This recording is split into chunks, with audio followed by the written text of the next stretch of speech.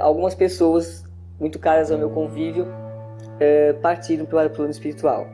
Eu passei uns 16 anos em um tipo de luto. A Rádio Boa Nova e a TV Muito Maior, elas são aquela companhia da qual você precisa e que te leva para a frente e te põe para cima nos momentos em que você procura respostas. Perceba essa necessidade de renovação.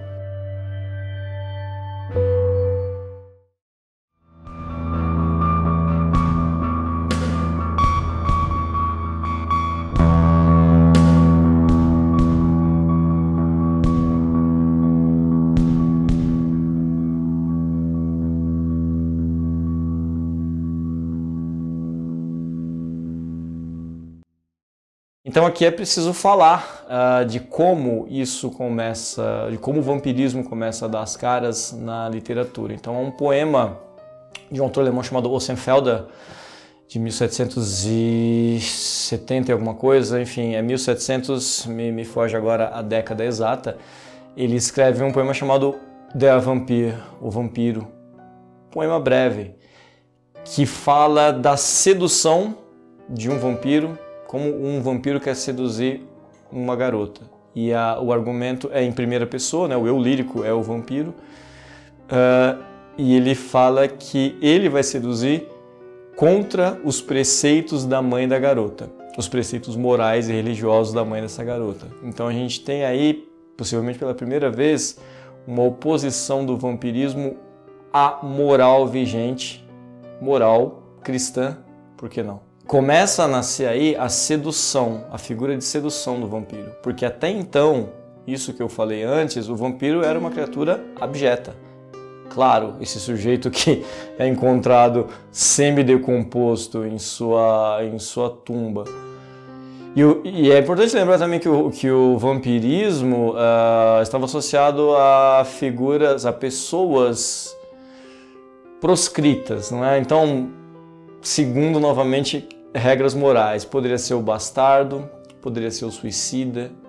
Como que essa figura proscrita e feia, né, deformada depois da morte, enfim, vai se tornar o sedutor, que vai ser mais importante do que os preceitos morais da família, não é?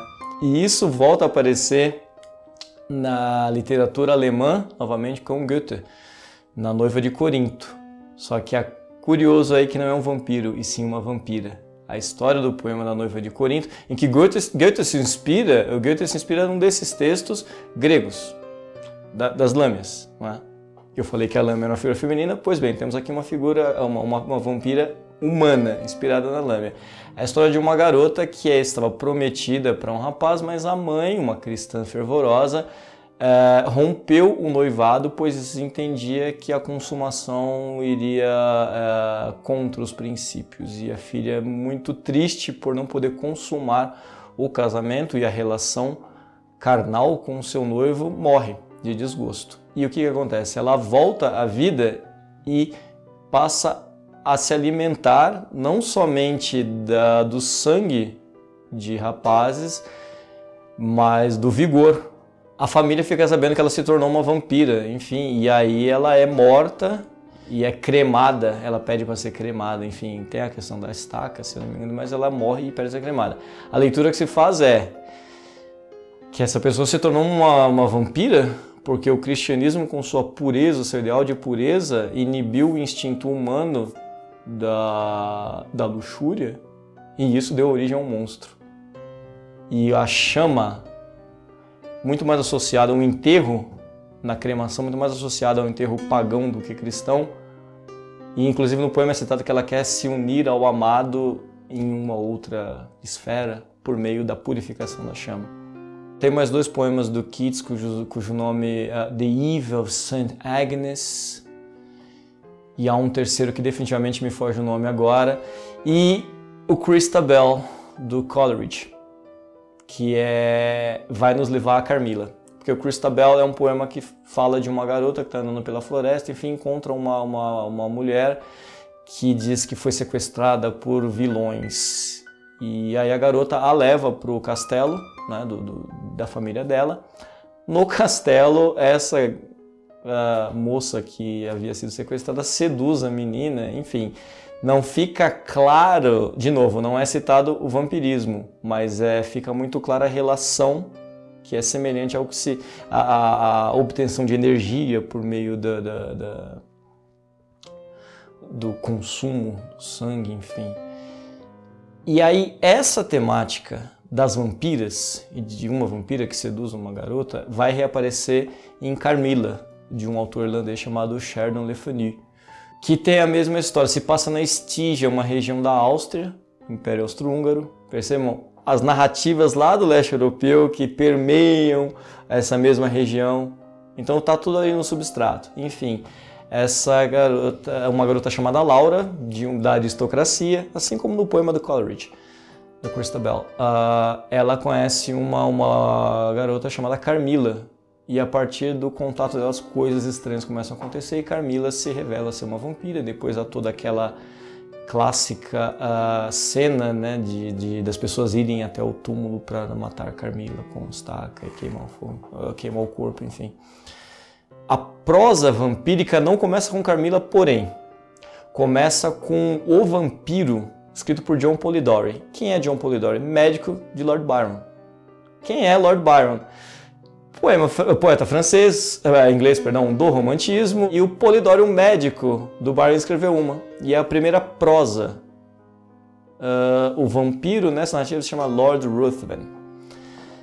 E é um vampiro aristocrata, não é um vampiro monstruoso.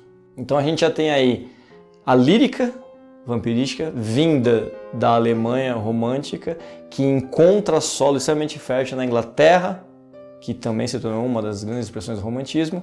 Não havia mais como eliminar o vampiro da cultura. E Carmila vai ser fundamental para a gênese do Drácula do Bram Stoker. Não se pode... Se pensa que o Drácula do Bram Stoker é a primeira grande obra, é uma grande obra, mas não é a primeira grande obra da literatura, se for considerar prosa e poesia, e também não é a primeira grande obra da prosa vampirística que se conhece. E elementos de Carmila aparecem no Drácula, menos no Drácula do que num conto publicado póstumamente pelo Bram Stoker, chamado O Hóspede de Drácula. Curiosamente, agora a gente vai pular do cinema da literatura para o cinema. O Nosferatu só existe, esse outro vampiro, né, o Conde Orloff, só existe porque a família do Bram Stoker acusou não cedeu os direitos para o estúdio alemão utilizar o nome Drácula. Então criou-se o Conde Orloff, que é o Nosferatu, mas a narrativa é a mesma. Como percebemos se estamos sendo influenciados? Um ponto bastante difícil é nós sabermos quando o pensamento é nosso e quando o pensamento é uma influência. Uma vez que nós absorvemos essa influência, quer seja benéfica ou quer seja maléfica, passa a ser de nossa responsabilidade. Então é difícil nós sabermos se o pensamento é nosso ou se foi um pensamento absorvido. O que nós sabemos é que para nós mudarmos a forma de pensar, eu preciso absorver mais energia. Essa energia entrante é uma influenciação, quer seja benéfica ou maléfica. Uma vez que entrou, eu processo. Então imagine se o meu mentor me induzir a eu sorrir. Então eu sorrio. Agora imagine se o meu obsessor me induzir a ficar com cara de mal. Aí eu faço uma cara feia.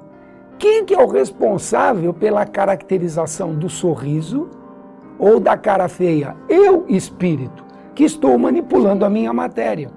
Então a responsabilidade final dos atos é do próprio indivíduo encarnado. Espírito não vai preso, porque seria muito fácil nós mandarmos prender todos os obsessores.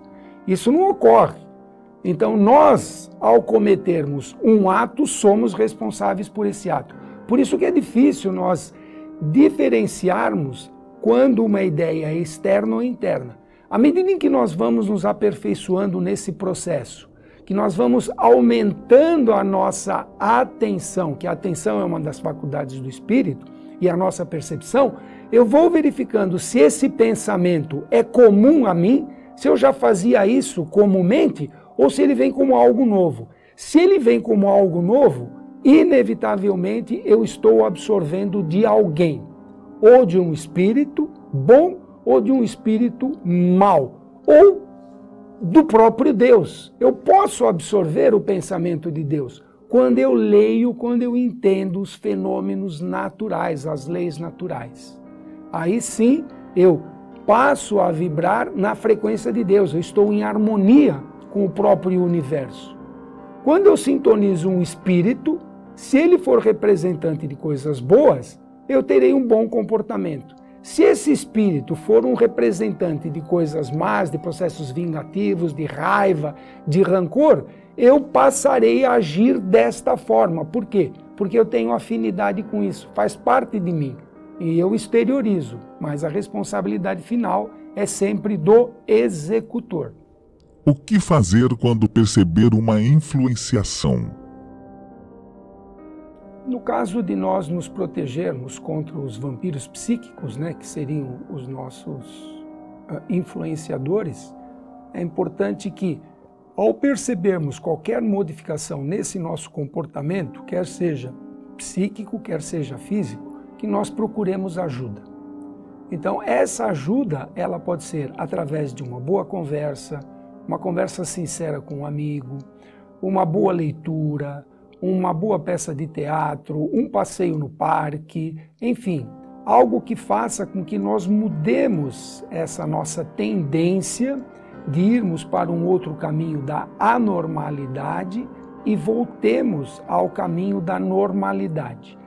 E a casa espírita tem uma função bastante importante nesse processo, porque quando nós passamos numa assistência espiritual ou num atendimento fraterno, nós somos encaminhados para ouvir as palestras. Essas palestras, nesses tratamentos espirituais, têm com o objetivo de quê? De nos trazer novos dados de realidade, de nos trazer esclarecimentos. Então esse esclarecimento ele vem através do quê? Do conteúdo evangélico que tem nestas palestras. O aprendizado do Evangelho faz com que nós nos modifiquemos moralmente. E é extremamente importante essa mudança. Além do atendimento espiritual, há casas que têm atendimento psíquico, que têm profissionais especializados dentro da área. São os psicólogos, os psicanalistas, os psiquiatras que prestam serviços às casas espíritas, é um serviço voluntariado, em que tem uma ação coadjuvante. Então veja que coisa interessante. Além de eu ter um tratamento que vai modificar a minha forma por novos dados de realidade através de um profissional, eu tenho novos dados de realidade que são trazidos pelas palestras evangélicas, em que eu vou me inserir dentro do contexto, ver efetivamente aquilo que é meu e verificar se a tendência para onde eu estou indo é adequada ou não. Então, tanto um profissional como um auxílio espiritual são dois componentes que vão nos fortalecer. E aí sim nós estaremos nos defendendo dessas invasões psíquicas.